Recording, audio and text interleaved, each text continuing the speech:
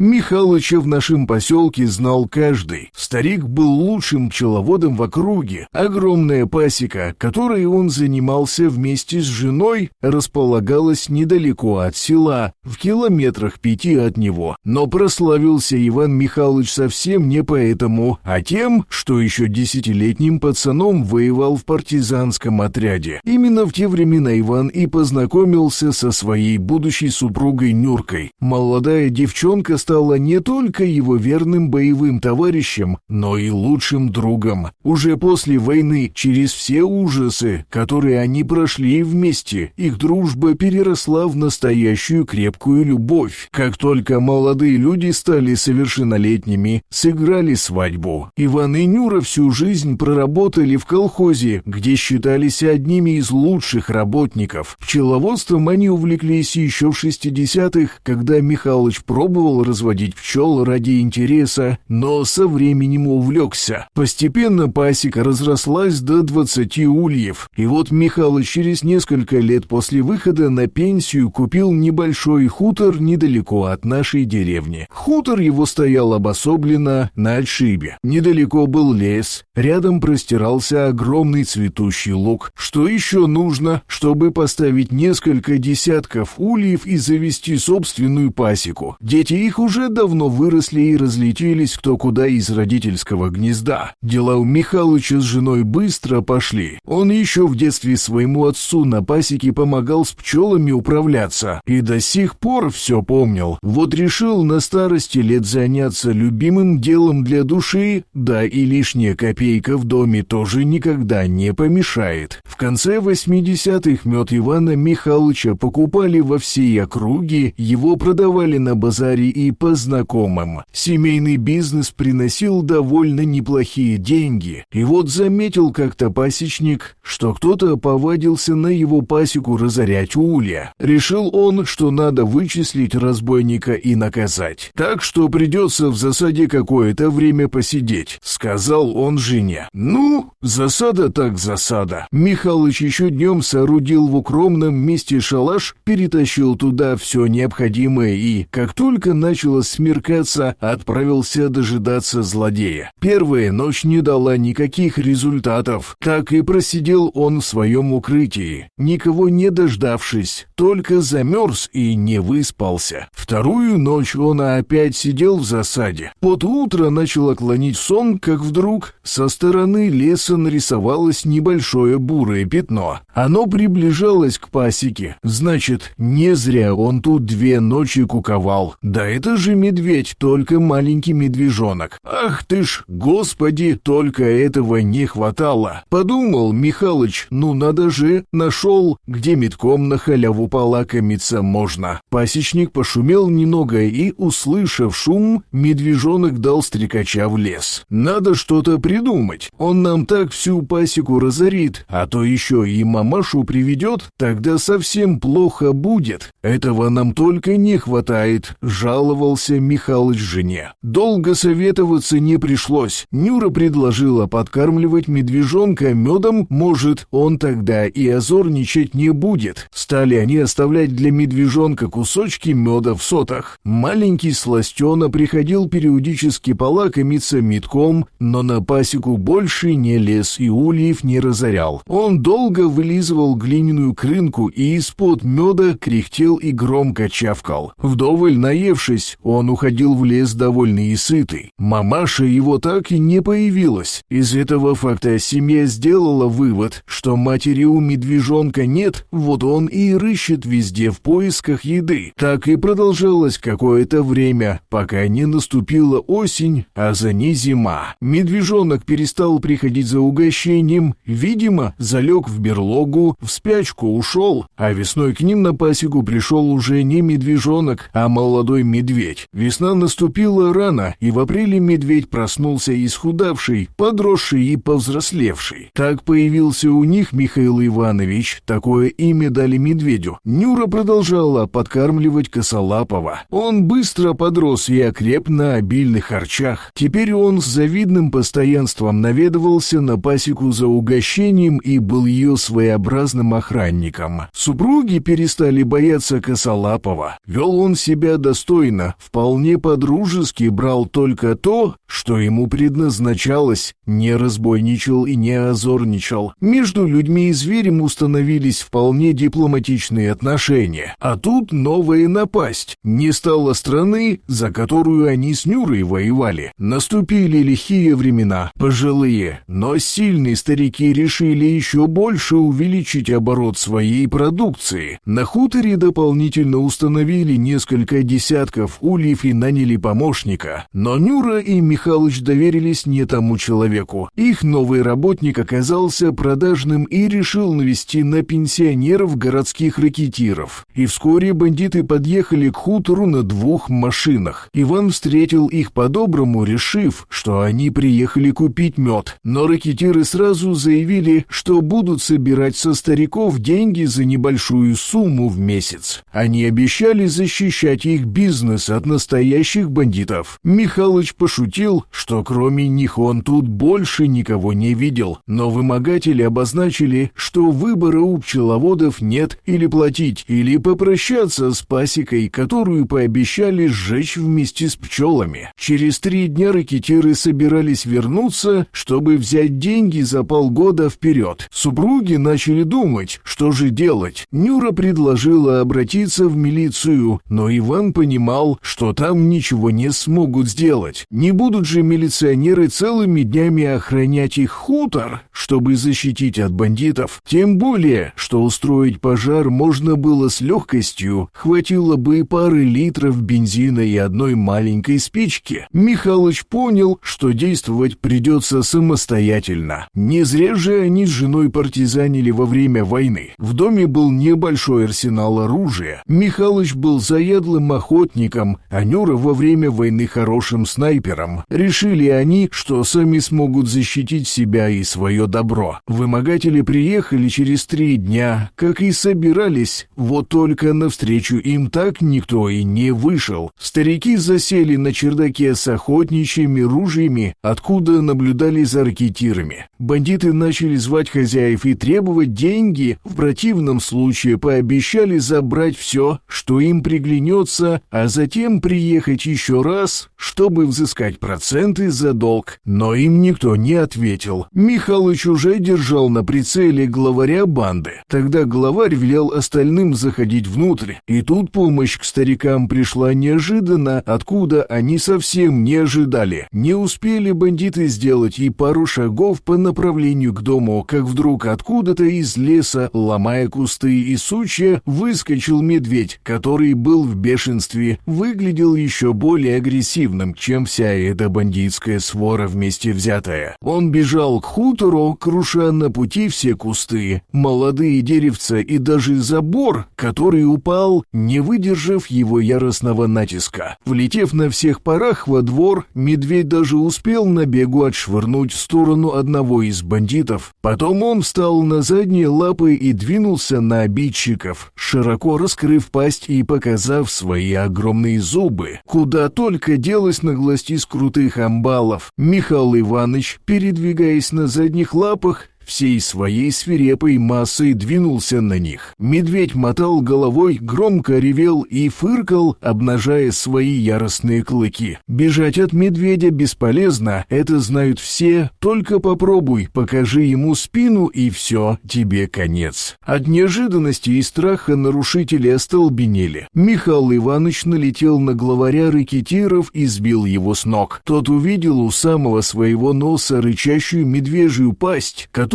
оскалилась, издавая громкие звуки и демонстрируя свои огромные желтые клыки. Слюна падала прямо на грудь незадачливому бандиту. Все остальные подельники главаря бросились в рассыпную, пока медведь был занят их предводителем. Следом с оружием из дома выскочили Михалыч и Нюра. Они наставили на нерадивого грабителя оружие, а потом крепко его связали и заперли в сарае до прихода милиции. Медведь еще немного потоптался во дворе, взял немного кусочка фруктового сахара в подарок и скрылся во враге с чувством выполненного долга. Сегодня он спас от разграбления, уничтожения не только свои кормовые угодья, но и своих друзей-пасечников.